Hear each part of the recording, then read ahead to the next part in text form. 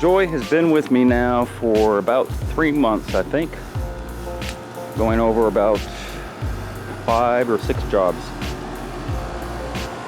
And he needs to know how to do a shower pan if he's going to start his own business, which he is, and therefore this is a practice run before he gets to do the real thing. He's watched me do a shower pan, I think, 6 times already, and this is the first one that he's doing on his own before he gets the real one. And I can tell just looking at it that it's off. Joy, it's off. Way up high over there, yep, and way down low over there. Okay, just find your perimeter. Okay, see how thin that is? And then when you come over here, look how thick that is. I see. So it's obviously going up in that direction. Get your perimeter, you see, get your perimeter level. That's when you want to get your level out, right? Do that, and then all the rest will follow, even if it means taking all this stuff out and starting over again, because you need to learn different techniques. Don't go by my way necessarily. We can take all this stuff out, do your perimeter, and you'll find out. And your perimeter, because this is a smaller mock-up, doesn't even have to be that large. Your perimeter can just be thin as a level. Tap that down, get it real stiff all the way around, cut out all the excess, and then go from there, and you'll figure it out.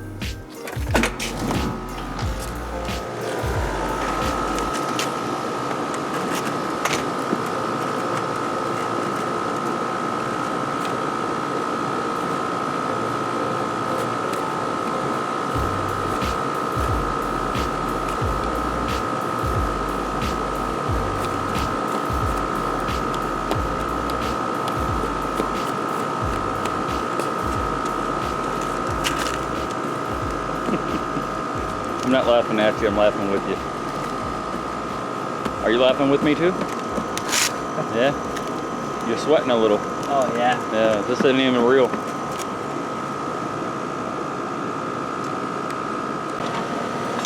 So your mock-up pan turned out pretty good, right? Yep. It's not bad, you know, it's there. So what'd you learn?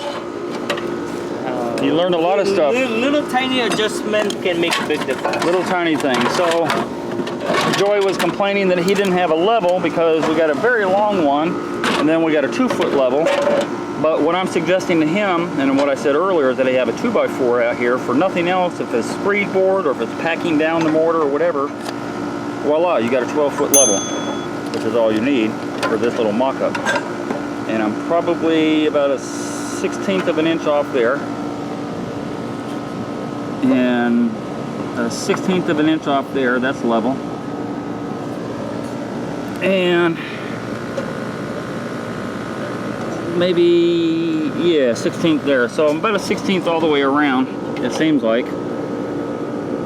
And there again. Then you can also use it in that direction. You can see if your floor is flat and off, because that's where you want to be. Floor is flat and off. And there's a little depression that I see that can be filled in with thinset later on. There's a very slight depression there, but the bubble's off, and that's all that matters, that this is done correctly. And so, are you feeling like you could actually do one now that you practice? Yes, definitely. Okay. All right, so let's just wrap this up, clean up all the tools, and move on. See if we can get you a real shower pan to do. So as you just saw, Joy is learning the trade, and he's doing pretty good. This isn't bad. A little practice. Yeah.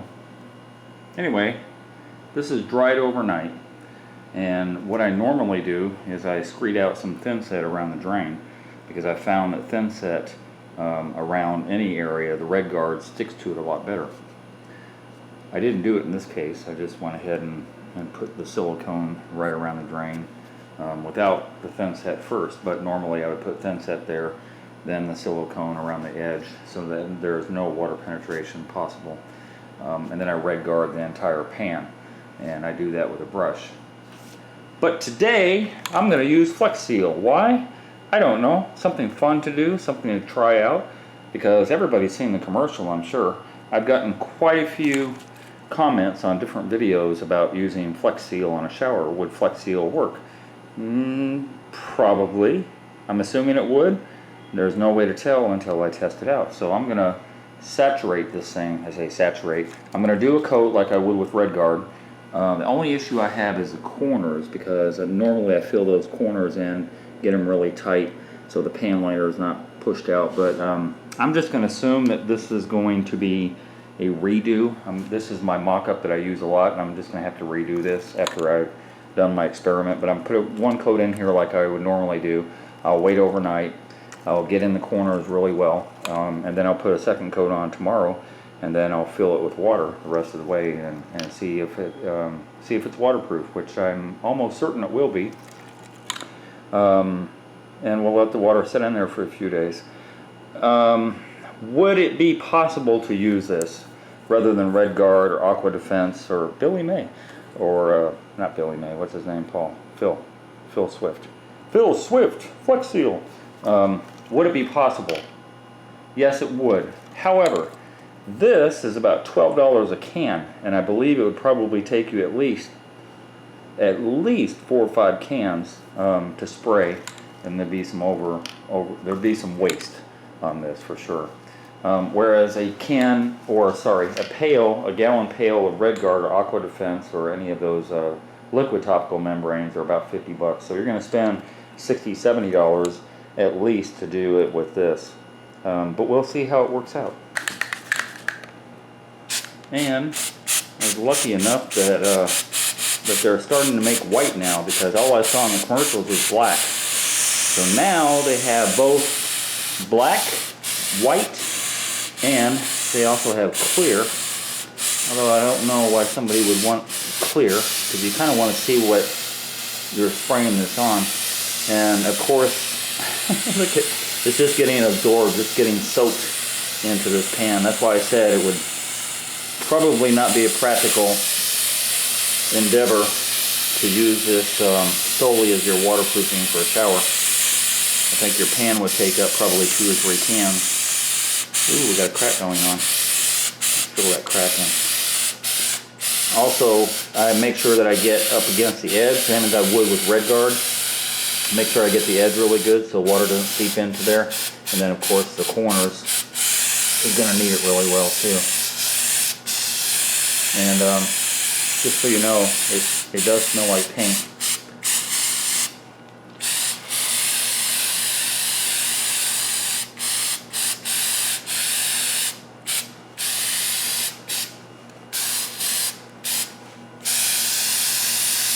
I don't know why they haven't made this in a... Maybe they do make it in a pail, a 1 gallon pail, you know, like RedGuard or one of the other topical membranes. I think it would probably be a better selling product than what the common use is, and I don't know what the common use is around the house, I guess, gutters and stuff like that. But they you know, everybody's seen the commercial where they where they put a screen at the bottom of a boat, and they spray this onto the screen, and the guy's riding around in the boat on a lake. Okay, now I got a good spray. That's a much better spray. I like that. Guess I wasn't holding the nozzle down correctly. Anyway, that's 1 coat. As with all the topical membranes that I use, the second coat's always easier, because now you've taken all that absorption. That's almost a whole can, folks. I think there's probably just enough to hit those areas that I couldn't get, like that. I think there's just enough to hit those areas tomorrow. I'm going to let that soak in, and then tomorrow I'll use the rest of that. And we will see how it works out. Next day. Yeah.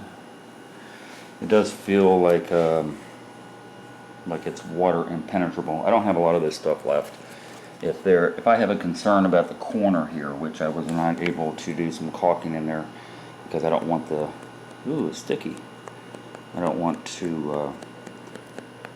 this is real sticky on the rubber. To give a false end game. Then I will caulk along the side, and I will caulk along the corner to be sure. So, yeah, this would be like putting a second coat of RedGuard on the next day. Hitting all those areas before the can runs out.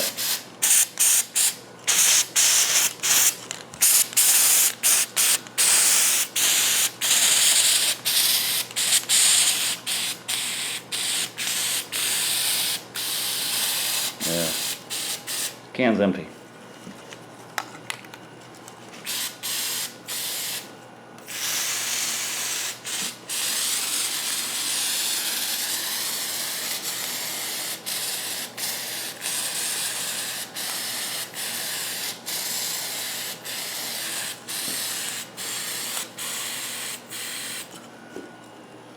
Can is definitely empty, and I barely got 2 coats on, so this is not a very viable option. You can imagine this is a hyphenated version of a real shower pan. It would probably take me 4-5 cans to do a normal size shower pan.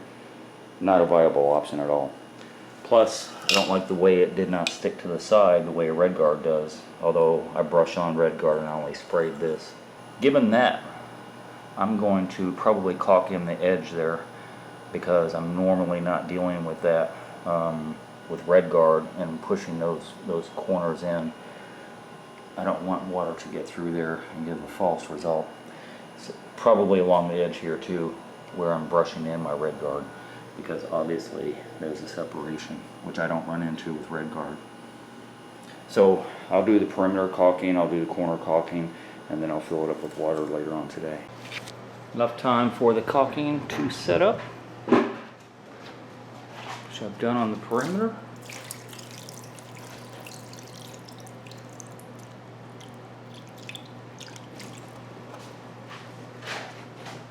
And I believe that's enough water. I might put a little bit more in. But if I have any in the bottom of the bucket tomorrow, then I'll know this is it. I'm going to call this a failure right away. I just don't like how it looks. I don't think that it's possible to use this product to waterproof. Maybe, I don't know, maybe walls that are less porous, possibly, but I'm going to call this a failure right off the bat. And we will see tomorrow to confirm or deny that. This is the next day. I can tell clearly the water level went down because it was up to there and up to the edge of there. So yeah, it's a failure. Complete and utter failure. I wouldn't trust this stuff at all. Not to do a shower pan anyway. Hey, if you enjoyed that video and you learned something, consider being a Patreon member.